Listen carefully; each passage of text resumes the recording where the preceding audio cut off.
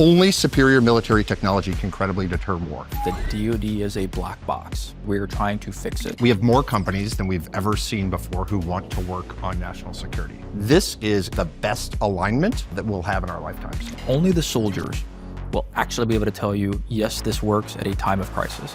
This is a period about scaling what actually works. It is shocking to me how much stuff we buy for soldiers that no one would accept if I handed it to you in your everyday life. This is not a technology problem.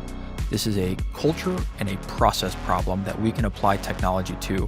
We want to overwhelm the system with how much better it can be.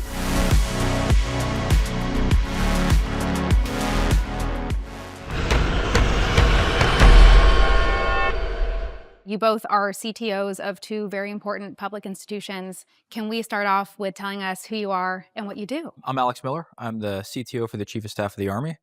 And that is a big title because the Army is a big place. And sort of in my day job, it's a lot of education. It's, I would say, probably 60-40, talking to people about what technology can do for mission, and then 40% actually hands-on, like putting my engineering cap back on and actually doing things that move the ball forward.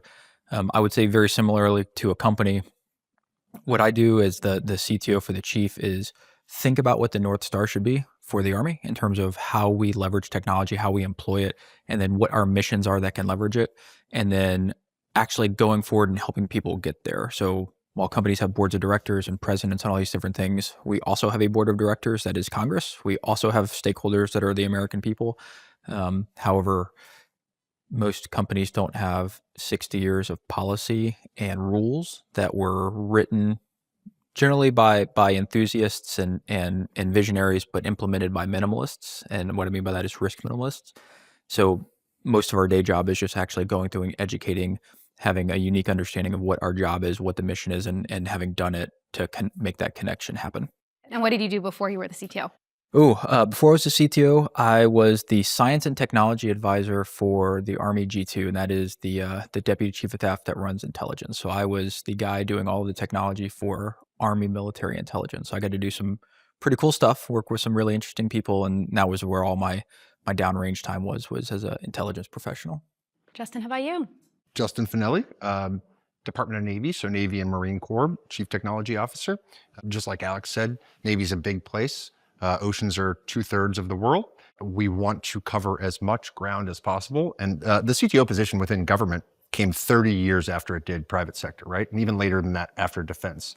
This is really a late acknowledgement or a nod that commercial technology can be a disruptive force positively for the government and that we can go much faster, but we need digital to do that. And so to Alex's point, finding innovations from non-traditional partners and at the edge and scaling those much quicker and tying it to some sort of divestment because that money is locked in that 3-year period where we're spending on existing tech. We're out there scouting, very similar to how private sector would do. We're working with hundreds of internal organizations, in some cases with different kind of sub-optimized or very specific goals. How do we make that a reconciled space where we can just bring the biggest outcomes to the hardest problems? And so that alignment piece to bring ultimately outcomes overmatch is our goal. So you both mentioned industry, you both mentioned startups. My colleague Ryan and I actually just wrote a blog post about selling into the DoD because there are these paths that startups can pursue. We all know about, SBIR, STTR. There are great organizations like DIU and AFWorks that are out there looking to help pave these paths. But for a lot of startups, working with the Army or the Navy still feels like a black box. Can you walk us through what kind of pathways are evolving and new opportunities for industry to engage with your organizations? So startups generally focus on like the R&D side. So they're taking a concept up through some type of development into that golden minimally viable product phase. And the P is really important because it's not minimally viable prototype, which I think a lot of DoD thinks about in terms of like, hey, that sort of looks like it's useful. But what startups are thinking about is, hey, what's that first product that I can productize and get to market? For that phase, the DIUs, the works, whether it's AFWorks or SoftWorks or EagleWorks, like all of these different organizations, that's exactly where we want them to be. The reason I say that is because the DoD is a black box. And I say that meaningfully because we're trying to fix it. That black box was set up on purpose because in the 60s and 70s, coming out of the Cold War and all the way up through the 90s, we had all these different things. The Packard Commission for how you think about buying things, the Klinger-Cohen for how you do information technology, Goldwater-Nichols on how you connect mission with buying things.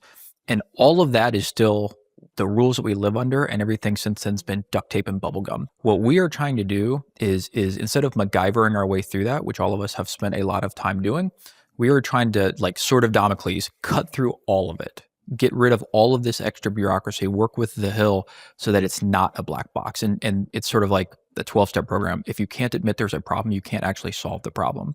So that's sort of the left side of the equation. The right side is what the Army's doing is just bringing industry in and saying, hey, we know we have a problem, we want to help, whether it's helping us write requirements better so that we know what's available, so we're not trying to divine that from nothing, into, hey, how do we bring consortiums together? I love the new software strategy from the SecDef because it tells us use other transaction authorities, like use the things that Congress has given you and do it aggressively. So putting consortiums of teams together with industry to say, I'm not going to pretend like I know everything. We've done that for 50 years, no more. You tell us what's available and we'll tell you the mission and how we can apply it to that. We want more game changers in this space. And so when we have barriers, it stops outcomes. And so in general, like we have more companies than we've ever seen before who want to work on national security. There's in general, recognition that this world can be a dangerous place. And the more secure we are, the better we are at this, the more overmatch there is, the more that we can have peace through strength. And this is, in my opinion, probably the best alignment that we'll have in our lifetimes. This is potentially a century anomaly for actually being able to divest. It's very hard to turn things off and then bring new players in and bring new waves of ultimately like positive disruption through and through. And so like that translation piece has been very expensive. And so product market fit is slow. And at times we turn away people who or companies that would have brought in breakthroughs, but only superior military technology can credibly deter war. And the fact that we have more people interested in supporting that mission, what does the go-to-market strategy look like? And so Alex talked on, hey, we have some of these front doors. We don't want 100 front doors. That's confusing. So how does streamlining that look like? Well, if you're a Horizon 3, if you're going to completely break through and change the game and you're selling something that we don't buy right now, you're swimming upstream. And so Anduril has made it through and fought that fight. SpaceX has, Palantir has, but number one, we want that to be more straightforward. In that particular case, the PEOs are not your first customer. Maybe we can just quickly talk about what a DoD program office is, because I think that's another black box challenge for startups. I think a lot of companies know that you generally want to be on that journey. Right. You know, you get some R&D dollars, you work with DIU, you get an OTA, but ultimately startups want to get to a program of record. Yeah. Can you talk about exactly what that is and what that journey 100%. like? So people have heard of program of record if they've worked with the DoD, the Defense Department at all. And so we have 75 program executive offices. They buy at scale. These PEOs are made up of program management offices. And so then you have hundreds of those. Navigating that to figure out where to sell is a scale game, and it's been too hard. So one thing that we've started to do within Department of Navy, we have 18 of those 75, is we've said, wouldn't it be easier if we made data-driven decisions and started treating these buys not as the sacred program of record, but let's buy capability per dollar. And so our move towards military Moneyball has been to open up the aperture through converting programs of record and program offices to portfolios. And so we've shifted PEO digital, and I believe that we'll shift even more of those program executive offices across DoD to that. Now that's for a Horizon 1 capability. So if something improves the way that we're doing business, if we already have it budgeted, then you can go directly to them. And there's actually an index online that shows, I think Steve Blank put it out, that says, here's what each PEO does, here's where they are, here's who you can talk to within them.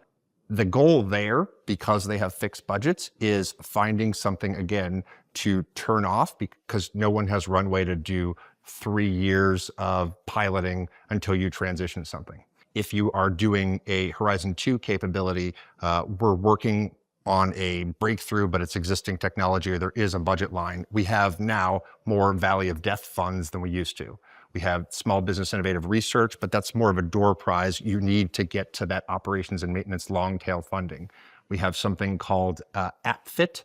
Accelerating for procurement for innovative technologies. There you go. It allows some Acronym win. some like breakthroughs to get pulled all the way through. There's just not enough of those, right? There's just not enough funding and not enough awards. And so point is, if you can shrink the Valley of Death, you're doing this in the Horizon 2 and Horizon 1 space. For 3, you probably have to do still like some guerrilla marketing and advertising, pull in DIU, pull in the Hill, pull in the requirements writers to make sure that you're not doing all the translation yourself. So what if we didn't do all that? So the cool thing is everything that Justin just said is a workaround. It is a workaround to a system that is fundamentally broken. The cool thing is PEOs are not actually in statute anywhere. They don't exist in law. We made them up because the rule is that the SecDef gets to determine what that looks like. So as we think through what the future is, I don't want to have to know, like that acronym soup, why would we put that on anybody willingly? The only reason it exists is because the process doesn't work. So I want to just a short story on how this works for us. So Justin talked about we build these requirements, and forever they've been super gold plated. They're this thick. They're every word known to man because people are afraid that if you don't get it in the requirement, you can't move to this program of record. Thousands of pages. What if we just stopped doing that? Because it is not actually what we have to do. And I'll give you an example of that for countering unmanned systems. And there's lots of startups in this. And I know that a lot of your founders are not in the threat headspace that I'm in right now. So think about it. You're at an NFL stadium or a soccer stadium and you see a quadcopter. Like in my world, that's a horrifying prospect because that means that it's intruded into your airspace. You can't do anything about it. It's really hard to bring them down. Now think about thousands of those. And that is the real threat that we're under. Well, all of our requirements writers, they're not operations. They're not the guys getting shot at. They're just trying to do the right thing. And you write these sort of black box requirements. I found one the other day as I was going through them that was coming up through the process because it wanted to go to a program where if you took the combination of statistics that they put in there, like your operational availability, your operational accuracy, and your operational reliability, what you ended up with was a system that only had to work 51% of the time. What person at what company is going to go, yeah, I'm okay with my engineers building something that only works 51% of the time, or if you flip it, I'm okay with wasting 49% of my resources. So as we think about what the process should be, and it's real, this is a with our shield or on it type of moment for the Department of Defense, I just want to blow up all of that. Anything that's below law, we should be able to reshape because no startup should ever have to go, I want to be a program of record. Because what that really turns into is a 30-year long set where, Microsoft might have been thinking, Office is going to be around forever. But inside of them, they still had product managers and program managers who were making sure that Excel was really good. Please don't stop making Excel good. The entire world runs on Excel. But like they're not thinking, oh, if I just get it here, I can slow down. I can take my foot off the pedal, which is what happens in programs of record. As soon as you make it, as soon as you've got that long-term budget, there's a perverse incentive just to maintain and create inertia. So my I guess theory of the case is I'm going to try to blow up all of that. The question is like, how do we increase yield, right? And so like we have examples where like every good idea, the government has piloted, DoD has piloted at some point, right? And so in this particular case on requirements, I worked with a 4,000-page requirements document. I'm fairly certain no one read. Did you read it? No one read all of it cover to cover. You look at, reference it like the dictionary, but it's a little bit longer.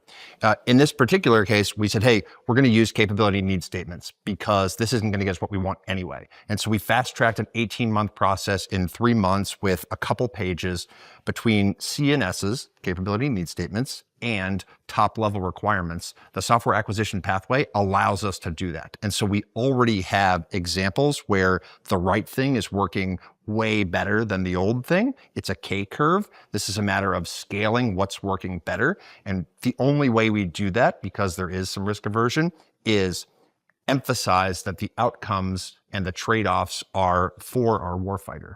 And so when we have the best software developers in the world, where we have the best capability coming in, let's not cut it down with 1,000 paper cuts, 10,000 paper cuts.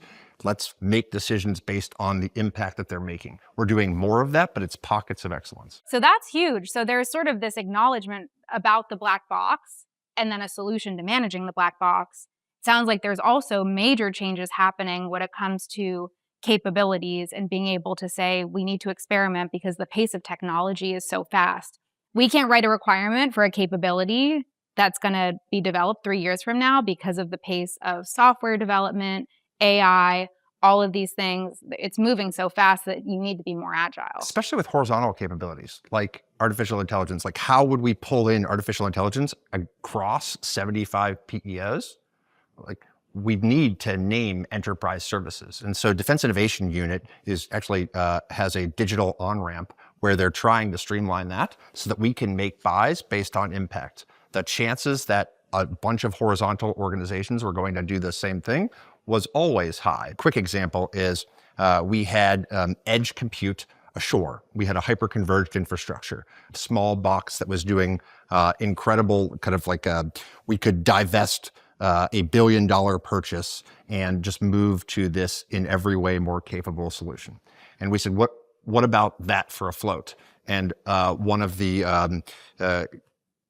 captains of a ship said, let's put it on mine. Let's figure out how this works. We put it there. He deployed to the Red Sea. It's on other ships right now. This is enterprise moving to edge, specifically afloat, in a case that we didn't need to go down 2 different procurement paths. There was another example actually recently where we had an electronic warfare solution, and we heard that the Army was going to go out and do a request for proposal on something that was really similar with the same long requirements document that we had. We said, can you just paint this brown and throw it on a Humvee? And that's exactly what they did. They did it in 3 months for $300K, and then that went to scaled fielding. And so these things are happening. It's just a matter of like, can you make the best thing the normal thing? And Justin said it, it's treating the value as the actual goal. So everyone has heard this. PMs live off of this concept of cost, schedule, and performance, right? They want to make sure they hit their timelines at the cost that they were given. And performance, to me, is like, hey, it meets my warfighting needs, but performance is actually what's written in this requirements document, which they might not have actually had any hand in doing, or a soldier might not have had any actual hand in informing.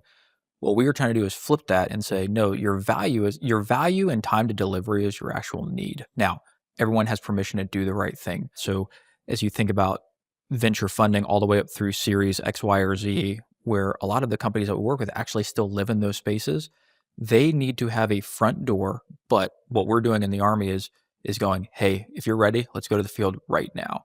And I say this a little bit parochially. The Army is the service that can do that because you can move around the edges of some of your ships. The Air Force can move around the edges of some of the aircraft. The capital assets, those are fixed. What I have the luxury in the Army is like we can modify our organizations, we can modify our kit, we can tailor it to mission. So that's what we've been doing with some of our brigades that have been in Europe and in the Pacific and frankly going in and out of the Middle East still. And this is an open invite for all of the founders and all of the companies. If you have things that work, we have a front door. We want to try to get you in here. We want you to be able to engage with Army Futures Command. We want you to be able to engage with our units directly because only the soldiers will actually be able to tell you, yes, this works at a time of crisis. So I'm super excited because I remember during the global war on terror, we had quick reaction capabilities. And as a customer, I could go, I need this right now. And somebody would go, cool, I will get you that. And in 30 days, I had kit in Afghanistan that was working for me, which told me it was legal, it was moral, it was ethical, we could do it. But we never actually went back and fixed the system. We just sort of moved off to a side chain and like everything was a side quest. And then now we're saying, hey, we got to fix the main storyline. And everybody's like, oh, we don't know how to do that. This is a period about scaling what actually works. Yeah. And so I'm excited about what Alex is doing. That transforming in contact in execution is a big deal because it's tech informed. If you read Origins of Victory, they say it's not about who necessarily just has the best tech, it's how they're adapting to that tech and using that as advantage. And so the way that we're measuring outcomes is we're now using outcome-driven metrics to figure out, do you move the needle? Not, is this the best tech, or how does this fit into our current operating model? How does this transform us? And so we are more open and listening to and working with and pulling through more of those Horizon 3 capabilities than we were, but we need outcomes overmatch. We need it to kick the ass of whatever's there right now so we can show that difference. It's defensible and we can move off of the old and onto the new. You've mentioned Overmatch a couple times. Can you double click into that and share what exactly that means? It's very hard to make a change for a 15% improvement unless it's something that you're doing a lot. We want to make the case that there are orders of magnitude leaps, right? Like power law leaps. And so we have 1,000 different identity management solutions. So we've said Naval Identity Service is the enterprise system. That service is what's moving forward. That opens the door to repurposing some of that money, repurposing some of that attention to harder problems. And so to this point, like, we are looking for A/B testing that shows that A is no longer a viable option and there's much more value from B. Like Sarana comes in and they said, hey, we have tests, we used Rescale, we used the cloud, and we show that based on running this for 100,000 reps that would have taken 10 years, we did it in high-level compute. We can fast forward this, and that is proven. It was proven on paper. We didn't have to put that into an exercise. We can now with a lot less risk reduction,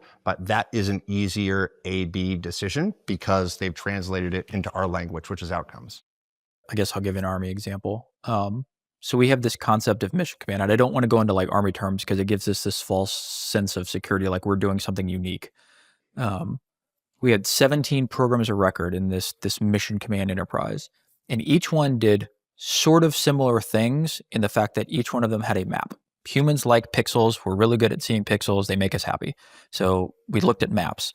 Well, each one of those came with its own mapping server and its own way to do tiles, and its own way to deliver the maps, and its own way to store the maps.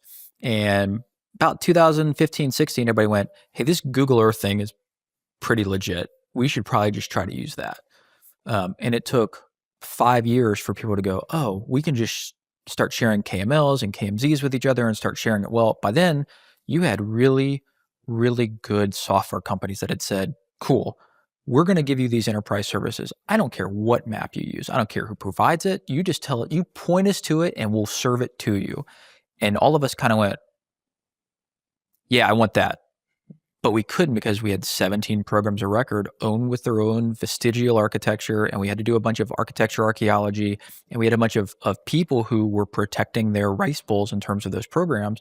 And it's only just now in 2025 are we actually trying to hack and slash and kill some of these systems to go, no, if you want to look at the map, just look at the map. If you've got some weird, unique data, like we do fires, like we do artillery, like all those unique things that are unique to us as a military, we'll figure out a way to get those on the map. But we, the Department of Defense, are certainly not in 2025 who is building the best maps. We're not building the best data platforms. We're not building the best API gateways.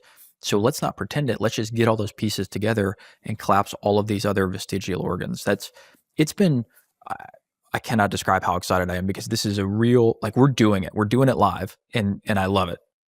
It's a leverage play. Yeah. Like the reuse piece, we're even using some of what the Army's doing and vice versa. Go ahead. Well, no, it's interesting because I'd never thought about it from this angle, but it's not unlike venture capital where, we're making bets on companies. Like, it's not about, can this company move the needle by 10x? Because to your point, there's this switching cost. So we're investing in 100x solutions. Yeah. And then you all need to be able to validate that this new solution is going to provide a 100x outcome. And you also need to be able to sort of replace and sunset capabilities as well. So it sounds like our organizations are not that dissimilar. They're not. And what I appreciate as I've learned what venture looks at and how you grade and how you assess risk is you do not expect every company to be good at everything. And that is a failure that we as a Department of Defense, and really in anybody who's done federal acquisition, sort of falls into the trap of where if you came up and you won a program, I expect you to deliver every part of that, top to bottom, even the stuff you're not good at. Well, what that does is it creates an amalgamation of things that people aren't good at. And you can actually multiply those tolerances across lots of systems until you get something that looks like, oh, there's a lot of not good stuff here. Well, what we're trying to do now is just figure out, how do I put, I'm a Lego person. Like, how do you find the right Lego pieces and how do you put them together so that if Justin Corp is really, really good at serving data, I get him serving data. Leila Corp is really, really good at UI, you're doing UI. I don't make you do the things you're not good at because frankly, your engineers are focused and excited on doing the things you're good at. And I can put all these things together. And that's what we expect in our everyday lives. It is shocking to me how much stuff we buy for soldiers that no one would accept if I handed it to you in your everyday life. And that is a mindset that we are changing. And I love the secretary is on board, the chief is on board, all of these senior leaders within the Army are just really going, hey, common sense, like what's the value and what's the opportunity cost of making really dumb decisions and how do we stop doing that? Yeah. And one of the unlocks there is, like, they're acknowledging, the Secretary of Defense is acknowledging that the software-defined warfare is here. And if you can use one component that is higher performing than others, should we have a fully different artificial intelligence stack for edge compute for sensor integration than we do with no leverage as an enterprise use case? No, of course not, right? Like, what does the governance look like versus what does the compute look like? We need economies of scale. And so we're working together more with our vendor partners and even like signaling to some of the investors to say, here is our hard problem, but can we land the plane on buying them? Can we land the plane in sustainable cost? Whether it's in a program executive office or not, everyone should have to sing for their dinner every year. But the idea of bringing those breakthroughs in and then again, Zamboniing out the legacy capabilities so we can unplug them for the first time in a long time. These work together within the valley of death. Like, this is actually happening within our budget cycle if we do it well. It sounds like you guys are really trying to break down a lot of these silos with the program offices. There are 75 of them. There are all these different programs, and you all are thinking about how can we find some of these horizontal capabilities that are relevant, not just within the Navy or the Army, but across the services to be able to find economies of scale for your organizations and then also make it easier for startups to partner with you all and scale with you. Am I hearing that right? Yes. And one of the things that I've been really big on is we need the enterprise to do enterprise things and get us out of the business of doing things that are common to all. In the intelligence community, we had this concept of services of common concern. And what that means is it is something that everyone should be able to use. Therefore, don't let every individual agency or organization do it themselves. That's just, it's a sort of a common sense on the face of it thing. However, in the combat side of the department, we've had a really hard time adopting. I'll give a couple examples. So the CDAO and DIU and some of these other organizations have said, hey, we're going to pull capabilities up and deliver it in a common way for everyone. That's great for things that are common. So that when Justin and I go back to our offices, if we need to share data, we can do it in a common way. For things that are unique to me, or unique to him, or unique to the Air Force, or unique to the Space Force, or the Coast Guard, the Marines, whoever, if it's really, really, really unique, like can only be done by them and should only be done by them, that's where we want to focus on because that's the niche. But I will keep hampering on this. There's option for startups and small companies in all of that because some of the, like Palantir was an In-Q-Tel investment. Like we found them as a very small company and now it's driving a lot of the way we do warfare. So even those big companies will go, I'm not good at this, but that company, that really small company, they're really good at that. I want them on my team. We want to unlock all of that and we want to enable it. And I'm trying not to be super, super technical just because this is not a technology problem. This is a culture and a process problem that we can apply technology to. I had a chance last week to sit with all of the big LLM providers. And I loved the conversation because they were ruthlessly honest with me and with each other in that, hey, all of these things are available, whether it's Llama or Claude or ChatGPT or even DeepSeek, they're all available. What makes them What makes them unique and good and competitive is the unique data sets that their customers have and the unique ways that they're going to use them. That's us. Like, that's my job to be able to go, hey, here's the unique mission for my soldiers, and here's how we're going to do that. Startups can't solve a fundamental deficiency in us not being able to describe our problems, but they can help us identify where those problems are. This is why it's really important to be close to the warfighter. If you are a startup CEO, don't hire salespeople before you understand the ecosystem. Move to San Diego or get close, like spend 9 months near the group that you are trying to positively enable and empower to do their job 10 or 100 times better than they are right now. So that proximity piece is real, especially for unique or specific problems. And then more often than not, there's some aspect that should be evaluated as dual use. From a shared services perspective, Alex already said it. We're doing more common and similar than dissimilar from industry. In some cases, we're just like not making the tough decisions to scale what's working fast enough. And so if we have more shared services at the department level, like how can we do autonomy together as services? How can we make sure that that is well integrated from the ground up and we're not like looking at this as an integration problem because we made separate decisions 3 years later? From an artificial intelligence perspective, right now we're leveraging an Air Force and Army and Navy solution. Can we single up for common enterprise problems in one place? And then in other places, can we have narrow models where we share and all of them feed into some of the more unique problems like command and control? And so we're starting to architect in that way and make decisions based on what's available, not based on what we've done. Now, one kind of an older comment you made was like, we have some things in common with VC.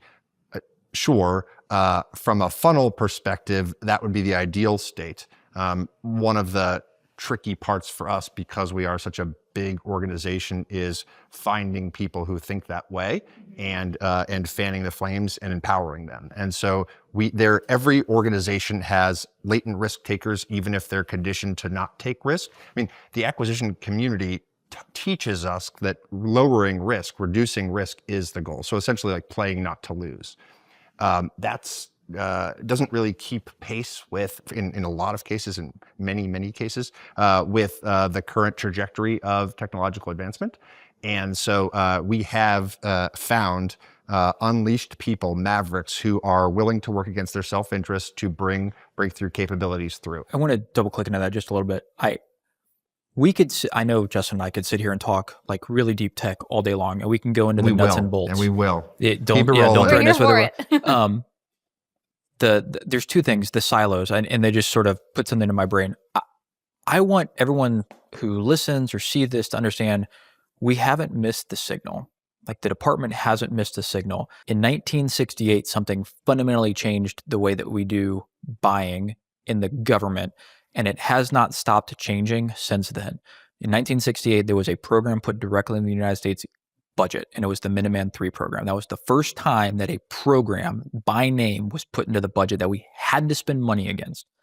Before that, there were just these big pots of money. Like, the Army had vehicles and ammunition and soldiers, and all of the money was just, hey, do what you need to do to run the Army. A portfolio, yeah, absolutely. Mm-hmm. And then in 1968, bam, Minuteman III's in there. And I get it. From a national security perspective, you want to make sure that money goes into a long-term project, and you want to make sure that it's successful, because we were the only people who were going to do that. We, the government, were the only people who were going to do that. Now, today, the Army is only 21% of the defense budget. We are everywhere. We, the Army, are everywhere. And again, this is going to sound a little parochial, but we're on the border. We're the Global Response Force. We're the Immediate Response Force. We're the Homeland Defense Brigade. We're in Haiti. We're in Africa. We're in CENTCOM. We're in PACOM. We are everywhere. 21% of the budget, and less than 50% of that do we have any flexibility to spend, to change how we're spending. Even less than that, there are thousands of budget line items that are directed to us in the National Defense Authorization Act everywhere that tell us exactly how we're going to spend that money. So as just we were talking about earlier, that 3-year spend cycle, what that really means for us is we have to predict the future 3 to 5 years out, hope for the best, and then work in the year of execution to move money around. the edges to try to do advanced technology. Otherwise, what happens is we give money to our labs and they try to do the right thing and they try to pull advanced technology in and they try to like land this transition, this magical transition where it goes from something that works in a lab to something that works in the field in one go. And we know that that's not real because technology evolves so fast where you could go from something that is a concept to someone writing it up and doing it in the software space in days to weeks. And our entire system, the entire way we think is predict the future 3 to 5 years out, land the perfect shot, get a trick shot, and go. And it just doesn't work. It does not work. This is all the more reason that if someone does have a capability that is so much better than what we have in the field right now, like we have stocked up the pipeline, but the data and the stories associated with that, we want it to be undeniably good so that we can then make the case. When people come to me and they say, isn't zero-touch AI better than how you're doing unified endpoints right now? Yes, of course it is. But we are trying to make the case that this will save us money. We need a little bit of CapEx so that we can get the OpEx right, but the total cost of ownership and the impact of this from a mission perspective is best for those who are protecting us, right? Here are ways that we can lower the tail on ineffective things, but we have to just aim at the exact solution that we have, even if it's a manual process. And if we can find severable things, we can find enough room until all of the workarounds are turned into scaled solutions that Alex is talking about. We can still pull that through, but if you can make the A to B not close, blow it away, that's what we want to see. And so we use world-class alignment metrics to show how a divestment is possible through a game-changing investment. And that's a really big change. We want that to be 90% of the portfolio, just a big percent of they're eaches, right? When we still talk about DIU is like less than 1% of the budget, like these innovation activities are still very small. So it is a good signal that we're doing them. The impact of scaling what's working, again, a once in a lifetime opportunity. And imagine how much more secure that our country and the world would be if we were making the exact kind of ruthless, highest impact decisions across the board. So I want to double click into the culture piece. Is that door locked to protect us? Yes, it is. The world I'm in, venture capital, we're in the business of risk. Like we're all in on risk. And that's how we think about the world. Obviously with the Pentagon, that's different. You all are making a lot of strides to change that. But I'd love your perspective on how do we get closer together between Silicon Valley and Washington and kind of get that risk appetite up a little bit? We're assessing risk on different things, and it's at a necessity. I'm using big we. There's a lot of folks in the department who actually understand venture, whether or not they came from that, or they've just been working with the venture ecosystem for a long time. And I mentioned In-Q-Tel earlier. That's a really good, very public-facing example. In-Q-Tel's ratio is 25 outside dollars for every federal dollar spent. And then dual use kind of takes care of the rest of that. And so this is one example where we've proven this model.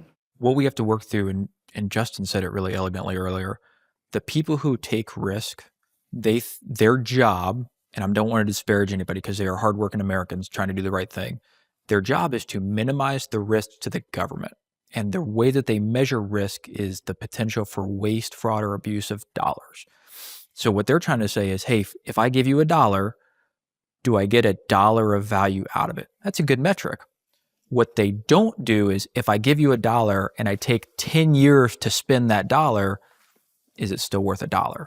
So what we are trying to do is figure out, hey, I'd rather lose $1 right now. I'd rather try it on a company and they go, it just didn't work out, than spend that 10 years because that is also super valuable time that we could be trying to figure out what all of the players in the startup landscape and all of the players in the venture landscape, and frankly, because once you sell your first product, you're not a startup, you're a business, and all the businesses that are available, how do they get us the best war-winning capabilities right now?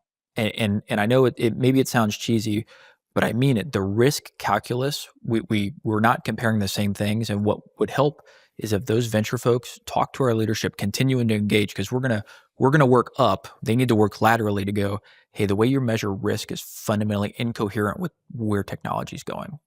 If a quarterback was measured on not making mistakes versus throwing touchdowns or winning games, the performances would be 100% different, right?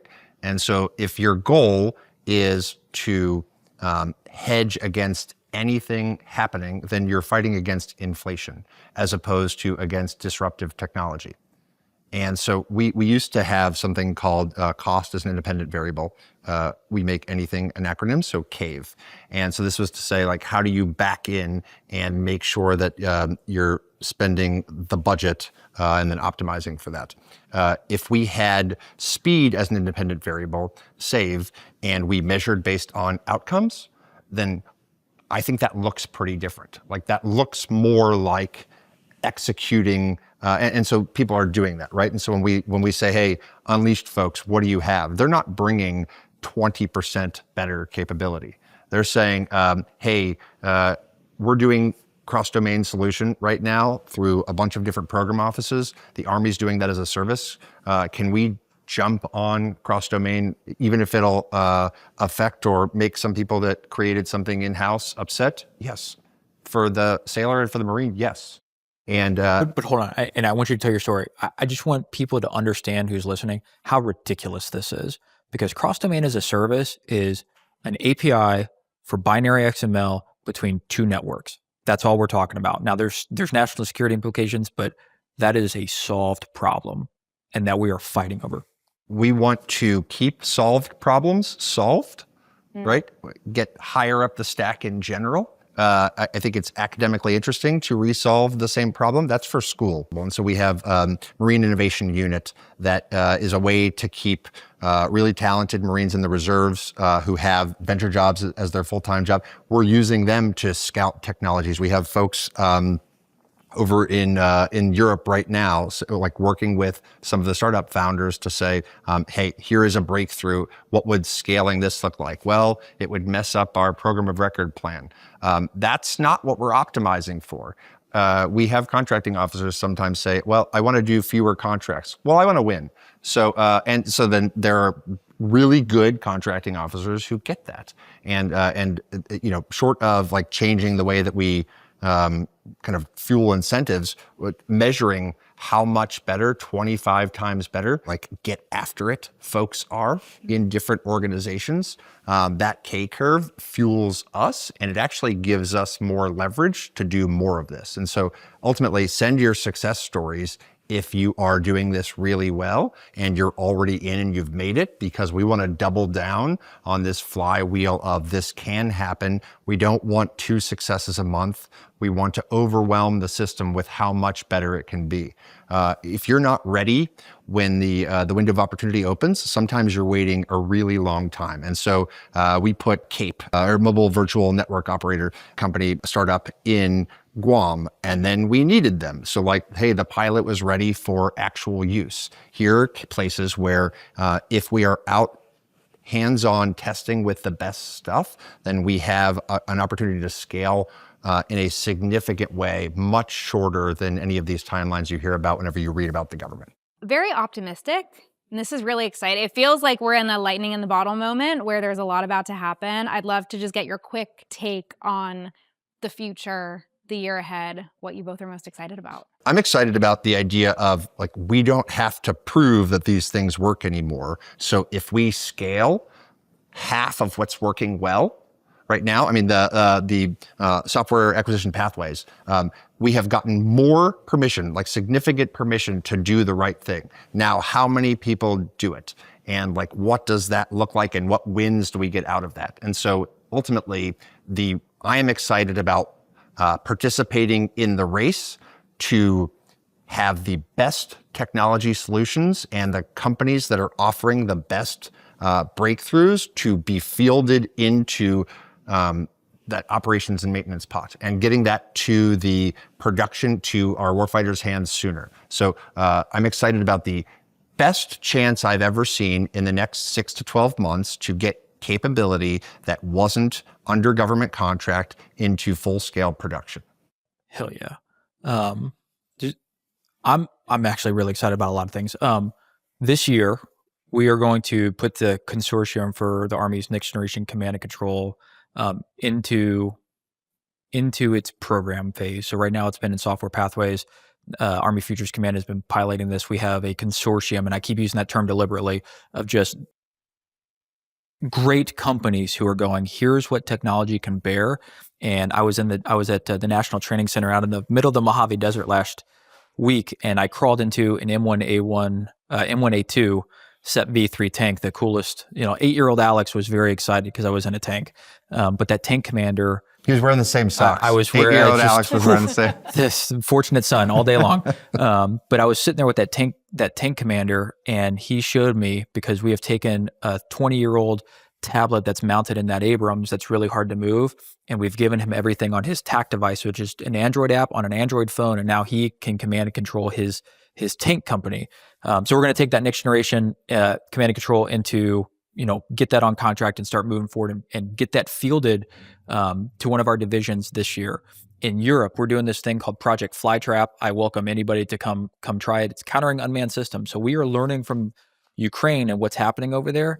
And we're actually going to, with 5th Corps and with UCURAF, we're actually going to work on how we scale up adding non-conventional sensors, non-conventional compute. How do we do automation so that if you are driving, and it doesn't matter what part of the world you're in, if you're an American warfighter and there is a drone threat, there is a bunch of automated decision mechanisms that are just going, hey, I sense something in the electromagnetic spectrum. I hear something in acoustics. Here's what you need to do. And you don't have to worry about it.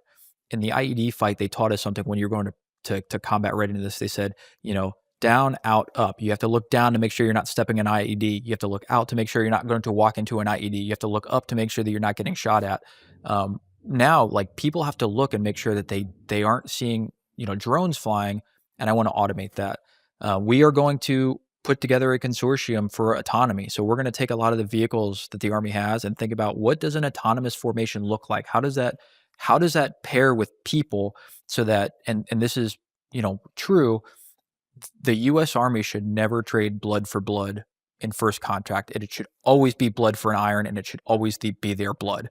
And we have to make sure that we can actually get the autonomy pieces together. And it's not one company. It's not Miller Corp that's going to solve autonomy. It's how do we get the right tool chain in place from SIM all the way through V&V, and then how do we get the right actions and the right libraries, and how do we get ourselves off of this sort of archaic microcontroller-based autonomy kick. That's just off the top of my head. Those are 3 technology things.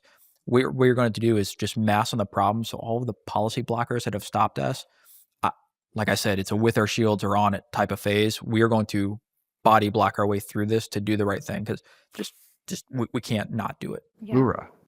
I wanted to ask you guys a couple lightning questions. I could talk to you guys all day. My body is ready. Okay, very quickly. Red flag, green flag. What do you love startups doing? What do they need to stop doing when they come talk to you? Red flag, I would say at this point, don't work with bad requirements, these long requirements documents. There are enough capability need statements out through software acquisition pathways and commercial solution offerings. Don't bang your head against the wall. Find a top level requirement or something easier to work with, and people who get outcomes. Green flag, keep building the product that you started on the path to build. You have your North Star, and then work with us to figure out how to do roof shots as you're on your way to your moonshot, rather than trying to tailor it to us. The DoD, we are going to be a better customer. I wholeheartedly believe that. But if you had a vision, go after your vision and then get it in the hands of our warfighters to help tailor it. Any red flags? Stop trying to use the Department of Defense as your only means of revenue. And I mean that because if you get complacent with the Department of Defense, then you are no longer actually on the quest that you were on. And it's not good. We want to make sure that we have the best war-winning dual-use technology. And if we become the only provider to your technology, it's neither dual-use nor are we going to actually maintain the goal of partnering with industry. You are just a part of us at that point. And keep imagining a safer world. We want the brightest minds to help every aspect of this. The goal here is to just be so effective that we are getting as much return on investment as possible, and that translates to protecting those who are protecting all of us every day. Technology is the advantage, and if we have the best of America's talent working on these types of problems, our hardest problems, like we've fixed the alignment problem. What book should every defense-based founder read? 100-Year Marathon by Michael Pillsbury. What is the number one misconception about your service that you would want to dispel? This is not your granddaddy's DoD anymore. We will be more flexible. We will be more open-minded. And if you bring data to us, then we will work our butts off to make sure that if the policy is the problem, then that policy will get accepted. We've gotten 12 exceptions to policy because we brought data and said this is hurting us. And so these sub-optimizations that we've always had, we can do better than that, and we will. I'm proud of the Army. I make a joke all the time. The Navy and the Army are the only two services in the Constitution. We've been doing this since And at this podcast. We've been doing this since 1775, and everyone knows what the Army brings. I say this just unemotionally. When the world dials 911, the phone rings at Fort Bragg. It doesn't ring at Naval Station San Diego. It doesn't ring at Anderson Air Force Base. And I love my Navy and Air Force brothers. The phone rings at Fort Bragg, North Carolina, when the world dials 911. So the biggest misconception that I would tell people is we haven't missed this. We're in the fight still. We're in the fight globally, and we're going to transform in contact and continue to transform in contact because we've been doing this since 1775. And we are teammates, and we are working together on these problems, and we're going to start using that buying power to make more effective purchases. Because when the president calls for the carriers before they call Bragg, we need to be fully integrated and teamed. We fight joint. Every day. Love that. And then last one, fun one, favorite military movie? Top Gun Maverick. That happened on CVN 72, which has one of those hyperconverged infrastructure stacks that we talked about. So we're moving out. Is that how they did the post-processing? I am a big fan of World War II. I used to watch it with my dad. This is going to sound corny. I love Starship Troopers. I know it's a bad adaptation of the book. It is the mobile infantry. It is just people on the ground just getting it done. So in the spirit of doing things a little differently, I'll go with Starship Troopers. Thank you both so much for your time. So great to know that there are folks like you working at the highest levels of government to help make some of these changes.